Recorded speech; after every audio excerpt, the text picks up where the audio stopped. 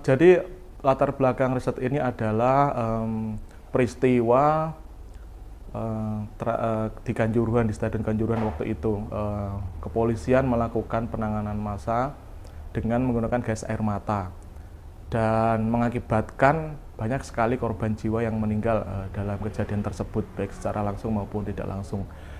Berdasarkan latar belakang tersebut, kami melihat satu hal penting untuk memantau bagaimana sebetulnya polisi melakukan pengadaan gas air mata.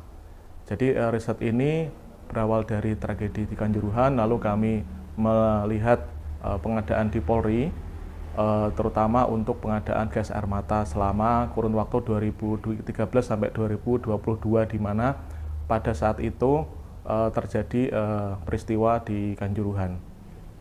Ya, pengadaan gas air mata meningkat setiap tahun dan peningkatan ini juga diiringi dengan beberapa peristiwa penting ya. Misalnya demonstrasi besar-besaran yang terjadi pada tahun 2016. Dan ini diikuti sebuah tren di mana ketika terjadi potensi atau terjadi kerusuhan, pengadaan gas air mata itu meningkat jumlahnya di kepolisian. Dalam kurun waktu 2013 sampai 2022 tercatat di dalam LPSE Polri, situs pengadaan Polri, ada sekitar 1,1 triliun untuk pengadaan amunisi gas air mata. Alasan dibalik pembelian gas air mata oleh kepolisian setiap tahun itu tidak pernah secara transparan disampaikan kepada publik. Kepolisian tidak pernah memiliki informasi yang diberikan kepada publik kenapa dia memberikan atau membeli gas air mata dalam jumlah besar dalam tahun-tahun tertentu. Tapi kami melihat pola di masyarakat bahwa ketika terjadi satu pembelian atau pengadaan itu melonjak, itu terjadi satu demonstrasi besar-besaran gitu. Di tahun 2017 itu juga termasuk peristiwa yang melibatkan aspirasi masyarakat di publik itu sangat besar sekali waktu itu ya. Ini ada amunisi, terus ada launchernya atau ada senjata untuk melontarkan, dan ada drone. Nah, yang menarik ini sejak tahun 2020 kepolisian mulai menggunakan drone untuk melontarkan gas air mata. Dan drone ini sampai sejauh ini kita belum pernah melihat digunakan, tetapi di kepolisian sudah ada beberapa kali pelatihan yang dilakukan untuk menggunakan drone. Dan dengan adanya drone ini akan membuat berupaya untuk mereda aksi unjuk rasa ke depan itu akan semakin represif. Ini ketika ditembakkan secara spesifik kepada orang-orang yang ada di lapangan yang melakukan unjuk rasa secara damai ini akan memberikan efek yang sangat mematikan. Dan ya bisa kita lihat secara publik, dan ya informasi itu juga tersedia secara publik.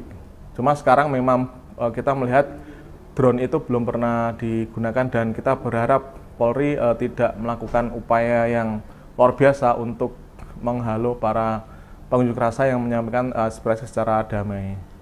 Kami belum melakukan riset dan belum mengetahui jumlah pengadaan di kepolisian, karena juga tahun 2023 masih berjalan, kami belum mengetahui. Tetapi ketika melihat pola dari pengadaan dan peristiwa di mana penembakan gas air mata itu banyak terjadi, itu digunakan ketika akan terjadi satu perhelatan besar. Dalam hal ini kalau di tahun depan adalah pemilu, tetapi di tahun-tahun sebelumnya itu adalah aksi massa yang sangat besar, sehingga kemungkinan ini akan dilihat sebagai opportunity atau peluang untuk menambah pengamanan gitu, sehingga bisa jadi jumlahnya akan besar dibanding dengan tahun-tahun sebelumnya.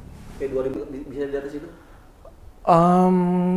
Pemilu tahun depan ini adalah pemilu yang pertama untuk Indonesia yang dilakukan secara bersamaan, sehingga konsentrasi massa juga akan tinggi, dan tentunya kepolisian memerlukan pengamanan ekstra, dan tentunya gas air mata sebagai bagian dari senjata tidak mematikan non-lethal weapon juga akan dibutuhkan banyak oleh kepolisian. Jadi mungkin dari sisi itu kita bisa melihat ada kemungkinan untuk memperbesar dari tahun-tahun sebelumnya. Kalau tahun 2022 itu sekitar 258 miliar, kemungkinan jumlah ini akan naik dari tahun sebelumnya gitu. Dalam riset ini kami Trade dan Indonesia Corruption Watch menyimpulkan pertama ada dugaan perusahaan yang tidak memiliki kualifikasi namun tetap dimenangkan oleh panitia pengadaan. Yang kedua, dugaan potensi kemahalan harga hingga 30 kali lipat dari harga yang wajar. Yang ketiga, dugaan persaingan usaha semu atau persekongkolan horizontal antara dua perusahaan pada 6 paket pengadaan. Yang keempat atau terakhir adalah adanya dugaan perusahaan boneka yang digunakan untuk mengajukan tender.